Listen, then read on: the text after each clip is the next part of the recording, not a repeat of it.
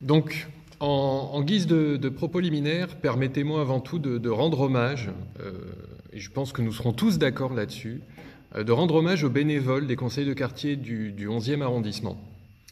Je n'oublie pas que pendant de nombreuses années, j'ai été l'un de ces bénévoles dans le quartier Belleville-Saint-Maur, et je n'ai pas été le seul autour de cette table virtuelle. Je tiens à saluer le travail important et désintéressé de tous ceux qui ont fait le choix, et pour certains depuis l'origine des conseils de quartier, de donner de leur temps pour le seul bien de leur quartier. On le sait, les conseils de quartier sont une activité prenante, complexe et, hélas, régulièrement frustrante au vu des obstacles qui se dressent au travers de la concrétisation des projets qui sont portés. Donc je voulais commencer par cette marque d'estime envers tous les conseillers de quartier, qu'ils soient passés, présents ou à venir. Et permettez-moi aussi d'adresser un mot de remerciement et un salut amical à l'intention de la cellule des conseils de quartier et des services de la ville, sans qui cette démocratie participative n'existerait pas.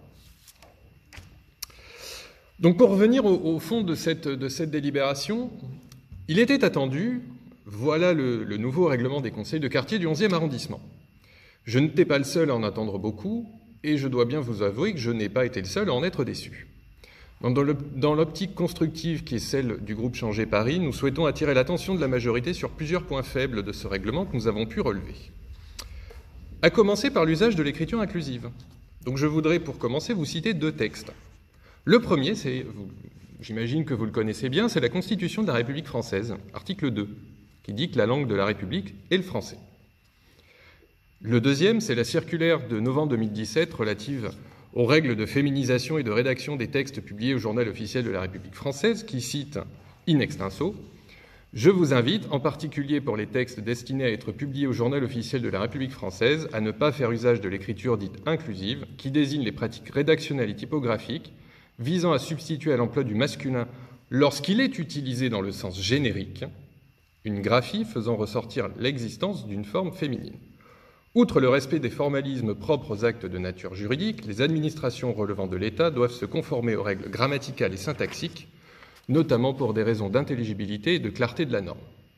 Alors bien sûr, le présent règlement n'a pas vocation à être publié au journal officiel, mais le fond de l'idée est présent. En revanche, le 11e arrondissement appartient, du moins à ma connaissance, toujours à la République française, et donc sa langue est le français académique. L'écriture inclusive, pour en terminer avec ce point, est excluante, si vous me permettez ce néologisme, notamment vers les malvoyants et ceux qui ne maîtrisent pas suffisamment la lecture du français académique. Le respect des femmes, qui n'est pas négociable une seule seconde, n'est pas une affaire de point E à la fin d'un mot, il est une affaire de culture et d'éducation. Ceci étant dit, au sujet de la forme, j'attire aussi votre attention sur la dernière phrase de l'article 6 qui se trouve en doublant dans la version qui nous est soumise. Sur le fond du règlement, nos remarques sont plus nombreuses. Donc, tout d'abord, ce nouveau règlement est parfois, et je ne nie pas le travail qui est en dessous, mais ce nouveau règlement est parfois lourd et complexe, parfois même encore plus que le précédent, et ne répond pas vraiment à l'objectif de l'exercice qui est un fonctionnement fluide et pérenne, que nous souhaitons tous, de la démocratie participative.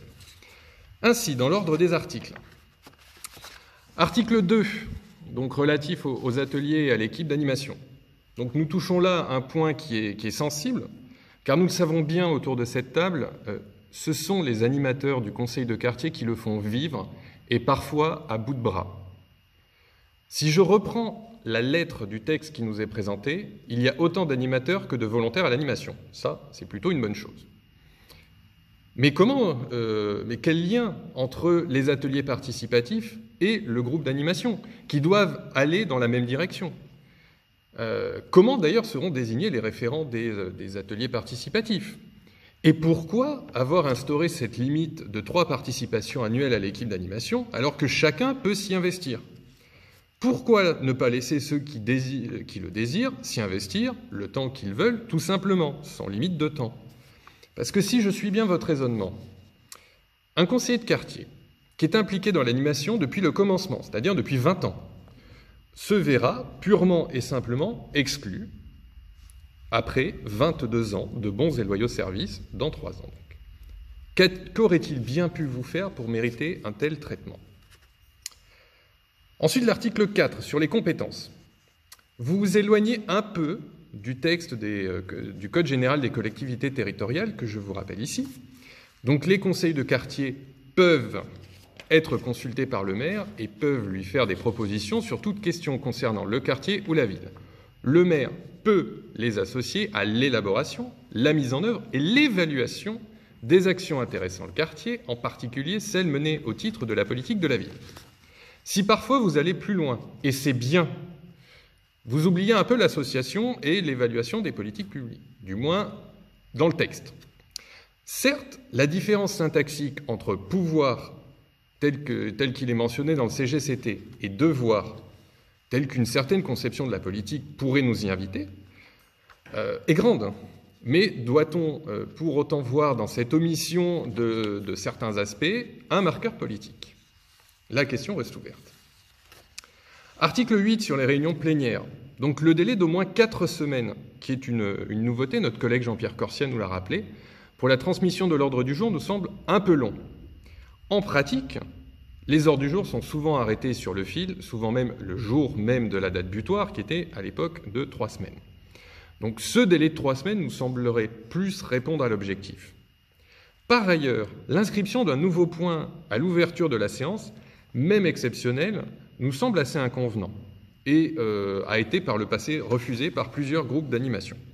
Nous lui préférerions une courte communication, explicitement limitée dans le temps, afin de ne pas chambouler le déroulé d'une plénière.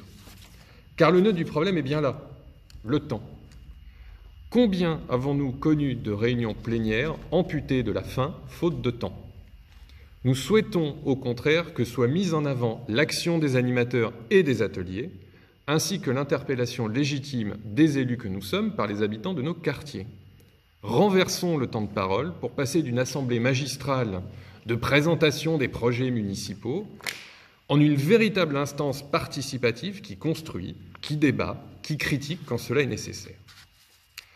Enfin, intéressons-nous au vote des plénières, et nous savons tous que c'est là un vieux serpent de mer. Comment comptez-vous garantir leur intégrité afin que ne s'expriment que les personnes répondant aux critères de l'article 1? Et les critères de l'article 1 sont légitimes, sont cohérents et sont explicites, et je pense que nous n'avons pas de désaccord là-dessus. Votre règlement est muet sur le sujet. Vous me parlerez, je n'en doute pas, de confiance, et je l'entends très bien. Mais la démocratie participative est une chose sérieuse qui requiert de la sérénité. Dernière remarque sur l'article 12 qui est sur la formation. C'est une bonne chose, soulignons-le. Il y a des formations de grande qualité qui sont dispensées par la ville. Le fonctionnement de la ville et de son budget, effectivement, peut être obscur vu de l'extérieur. Par contre, nous ne comprenons pas l'étude des demandes spécifiques. Soit c'est une compétence de la ville, auquel cas cette phrase est totalement redondante. Soit ce n'est pas une compétence de la ville, auquel cas la demande sort du cadre des conseils de quartier tel que leur fonctionnement est explicité. Pourriez-vous, s'il vous plaît, clarifier ce point? Donc nous espérons que votre majorité saura entendre et prendre en compte ces éléments qui sont à la fois concrets et constructifs.